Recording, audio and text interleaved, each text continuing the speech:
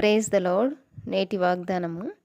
స్తుతి కీర్తనలను బట్టి పూజ్యుడవు, అద్భుతములు చేయవాడవు, నీ వంటి వాడెవడు.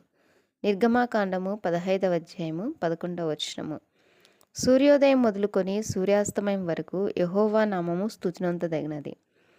యెహోవా అన్యజనులందరి ఎదుట మహోన్నతుడు. ఆయన మహిమ ఆకాశ విశాలమున వ్యాపించి ఉన్నది. ఉన్నతమందు ఆసీనుడై ఉన్న మన దేవుడైన యెహోవాను పోలియున్నవాడెవడు. నోటి మాట చేత సమస్త సృష్టిని కలుగజేసి అందులో ఉన్న ప్రతి జీవి అవసరతలు తీరుస్తున్నాడు. ఎర్ర సముద్రమును ఆరిపోజేసి తన ప్రజలు నడిచిపోనట్లు చేశాడు. సృష్టి మీద ఇంత గొప్ప అధికారం కలిగిన దేవుడు మానవులను రక్షించుటకు, వారి పాపముల నుండి విడిపించి నిత్య జీవానికి, యుగయుగములు నిలిచే నిత్య రాజ్యానికి వారసులుగా చేయడానికి మాత్రం తన అద్వితీయ కుమారుని లోకానికి పంపాడు. యేసుక్రీస్తు ద్వారానే రక్షణ కలుగ నియమించాడు. మానవుని పట్ల దేవుడు ఇంత గొప్ప ప్రేమ కలిగి ఉన్నాడు కనుక దేవుని స్తుతింపబద్ధులమై ఉన్నాము. యెహోవా మా ప్రభువా, భూమి అన్నంతటా నీ నామము ఎంత ప్రభావము గలది. ఆమెన్.